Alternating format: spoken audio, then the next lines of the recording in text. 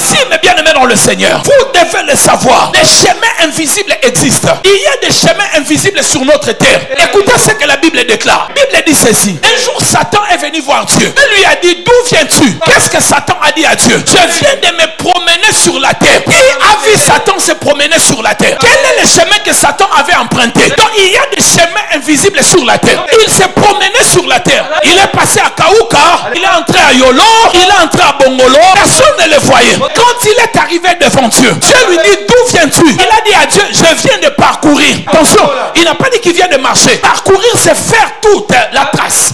Passer partout, sur toute la terre. Pendant qu'il parcourait, il a vu une personne qu'on appelait Job. Sachez-le, mes bien-aimés dans le Seigneur. Le monde où nous vivons, il y a aussi des chemins invisibles. Et c'est par ces chemins invisibles que Satan et ses acolytes et les décrets maléfiques et les malédictions pénètrent notre monde. Par exemple, lorsqu'on prend Laban, Laban voulait maudire Jacob. Par quelle voie il voulait maudire Jacob? Mais la nuit, Dieu est apparu. Mais par quelle voie aussi Dieu est apparu? Par la foi que les hommes ne voyaient pas. Frère, si vous croyez que tout ce que nous voyons, c'est tout ce qui existe, alors vous êtes en train de faire de grosses erreurs dans votre destin. La vie n'est pas seulement physique. Le monde n'est pas seulement physique. Le monde est aussi spirituel, mon ami. Tout ce que nous voyons, ce n'est pas tout ce qui existe. Satan était en train de passer. Il a pris les chemins invisibles. J'ai pris que Dieu nous ouvre les yeux pour que nous commençons à voir les chemins invisibles des ténèbres, les paroles mauvaises prononcées la nuit, les décrets signés contre nous la nuit. Et Dieu nous ouvre les yeux pour que nous le voyons. Frère, faites très attention avec le monde spirituel. Vous savez que Joseph avait un troisième enfant qu'on ne connaissait pas. La vie n'est pas seulement physique, hein. La vie est aussi spirituelle. Écoutez ce qu'il dit. Dans Genèse, je crois 45 ou 46. Il dit que Dieu m'a établi père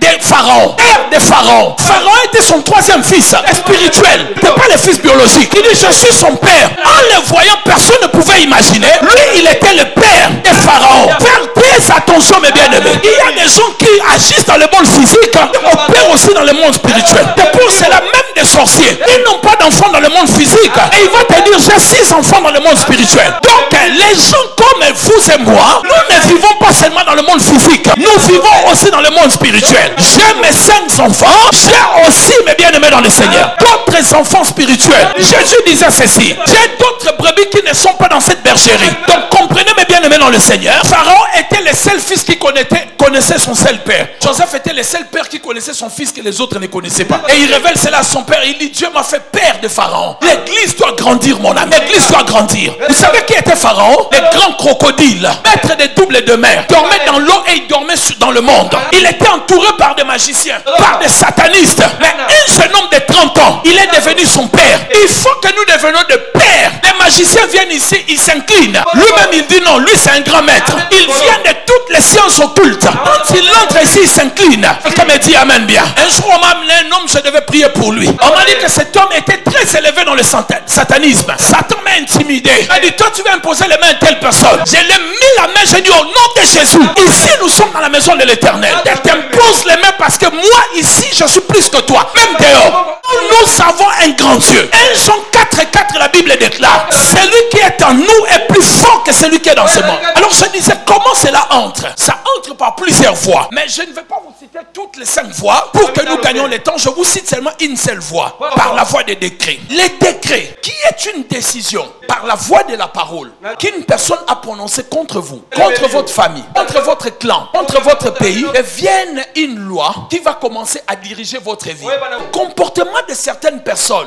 Tu as un mari qui n'écoute pas. Tu as une femme qui n'écoute pas. Des fois, vous ne comprenez pas qu'est-ce qui lui arrive. C'est un problème spirituel. Quand le problème spirituel vous arrive, ça désoriente votre comportement. Là où tout le monde est en train de voir mal, toi tu ne vois pas mal. Là où les gens te disent il y a la mort, toi tu continues à marcher. C'est pour cela des fois on dit Dieu locaé. Là lui il est envoûté. Il est vraiment envoûté. Là où il y a les dangers, lui il ne voit pas. Ce sont les effets des décrets maléfiques. Personne opère d'une manière. On se dit mais qu'est-ce qui lui arrive? Comment il ne réfléchit pas? Il ne peut pas bien réfléchir parce qu'il y a un décret maléfique sur sa vie. Il l'empêche de bien réfléchir. Le décret peut être premièrement sur une personne. Regardons Ruben, Genèse 42. 49, la Bible nous parle de Ruben. Ruben a ouvert la porte. Pour qu'un décret t'arrive, pour qu'un décret puisse t'atteindre, il faut déjà ouvrir une porte. Ruben ouvre la porte. Il couche avec la maîtresse de son papa et sur le lit de son papa. Et son père va le maudire à la fin de sa vie. Il établit un décret sur la vie de Ruben par la voix de la parole. Genèse 49 à partir du verset 2. Il dit: Ruben, tu es ma force, tu es ma vigueur, tu es mon premier-né, mais tu n'hériteras pas parce que tu es monté sur ma couche, Ruben. Tu as couché avec ma femme. À cause de cela, j'établis un décret sur ta vie. Tu n'hériteras pas. Alors, si vous êtes un bon lecteur de la Bible, vous remarquerez la tribu de Ruben était en train de disparaître. Les gens de Ruben commençaient à mourir très tôt. Ils mouraient sérieusement. Alors, quand on les regarde, nous ne comprenons pas qu'est-ce qui arrive. Comment dans cette famille les gens meurent vite comme ça? Les gens meurent avant 40 ans. Si vous ne remontez pas dans les temps anciens, vous ne serez pas au courant qu'il y a un décret. Quand on regardait la tribu de Ruben, on les comparait avec d'autres tribus. On ne comprenait pas comment les gens de Ruben mouraient. Mais les gens ne savaient pas. Un décret a été établi sur leurs ancêtres. Vous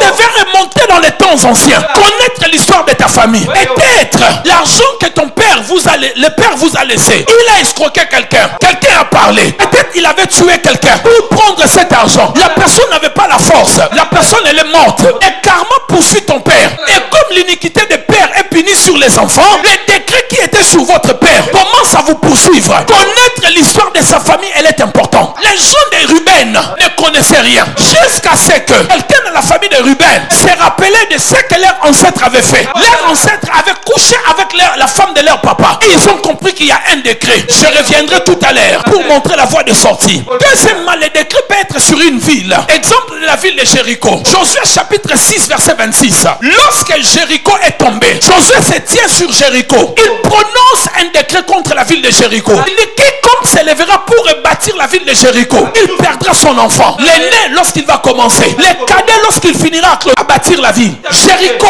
a été sous la malédiction. Josué a établi un décret et Josué est parti. Les siècles se sont écoulés et les décrets restaient sur la ville. Frères et sœurs, écoutez-moi bien. Vous devez savoir, mes bien-aimés, vous pouvez vivre dans une ville où il y a un décret satanique. Les gens ne réussissent pas. Les gens ne progressent pas. Les comportements des gens sont bizarres. Le prophète Jonas me disait une chose. Je crois même il a dit ça sur cette chair. Il prophétisait. Dieu l'utilisait. Mais son église, la génération Joël était à Delvaux. À la sortie là au croisement. Et c'est là où la ville de Kinshasa s'arrêtait. À l'époque ancienne. Cet endroit-là était une poubelle. Les gens venaient jeter la poubelle dans cet endroit-là. C'est là où lui va mettre son ministère plus tard. Il fera plus ou moins 10 ans. Sans pour autant qu'il soit connu. Avec le même don. Avec les mêmes capacités. Mais l'environnement était sous la malédiction. N'allez pas louer partout où vous avez envie de louer. N'allez pas vivre partout où vous avez envie de vivre. Regardez d'abord les habitants de ces quartiers-là. Tu entres dans un quartier. Regardez combien de gens ont émergé. Combien de gens ont fait sortir la tête dans cette parcelle-là. Comment les gens progressent. Il faut connaître les histoires. N'entrez pas seulement parce que vous avez envie d'entrer. Vous lâcherez votre vie. Je dis que vous lâcherez votre vie. Ainsi je déclare dans le nom de Jésus. Si tu habites dans un endroit qui est sous la coupe de malédiction, sous un décret de malédiction, je viens annuler cela. Et cela au nom de Jésus. Je dis au nom de Jésus.